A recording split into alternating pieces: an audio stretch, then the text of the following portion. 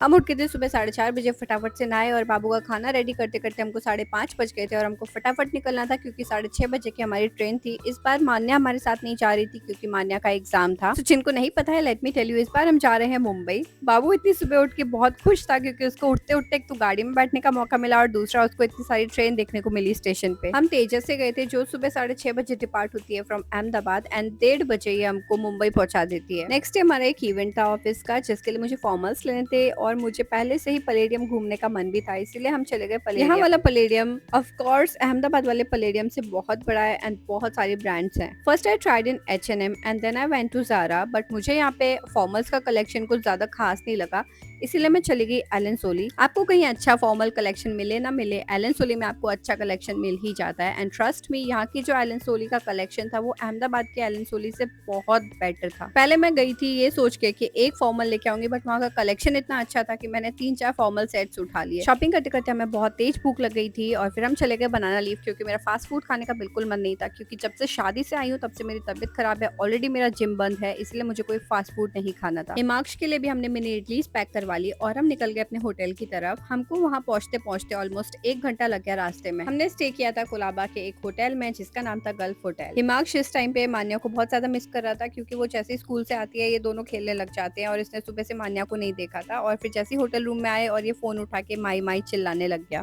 आने के बाद मेरा और इक्षित का इतना सर दर्द कर रहा था कि हम 1 घंटे के लिए सो गए और फिर उठने के बाद हमने डिसाइड किया गेटवे ऑफ इंडिया जाने का। दिन में ये प्लेस इतना खास नहीं लगता लेकिन रात को इस प्लेस की वाइब ही अलग थी। यहाँ हम पहुंचे तो यहाँ पे कोई प्रोजेक्शन शो चल रहा था जिसका टाइम 7:30 बजे से 9:30 बजे तक का होता है। थोड़ी देर हमने शो एंजॉय किया। वहाँ पे कुछ लोग आपको फोटोज भी क्लिक करके देते हैं, हमने कुछ फोटोज खिंचवाई और फिर हमने डिसाइड किया फेरी पे घूम के आने का। इसके पीछे फेरीज जाती है जो आपको हाफ एन आवर की ड्राइव के लिए लेके जाते हैं सी के अंदर। जैसे ही हम पहुंचे ये फेरी निकलने ही वाली थी लेकिन अंकल ने जैसे ही हमको देखा तो उन्होंने रुकवा दिया और फिर we were the last passengers to board. यहाँ से जो ताज का व्यू था बहुत अमेजिंग व्यू था और फिर हिमाक्ष को बहुत मजा आ रहा था लेकिन वो जिद कर रहा था बार बार खिड़की पे खड़े होने की और वो नीचे पानी को देख के कोशिश कर रहा था पकड़ने की।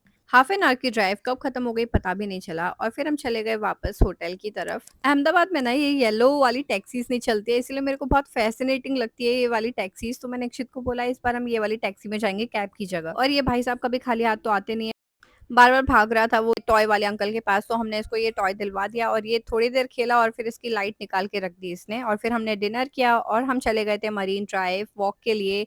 यहाँ पे भी व्यू बहुत अच्छा था और फिर हम चले गए होटल सोने के लिए क्योंकि नेक्स्ट डे हमारा इवेंट था।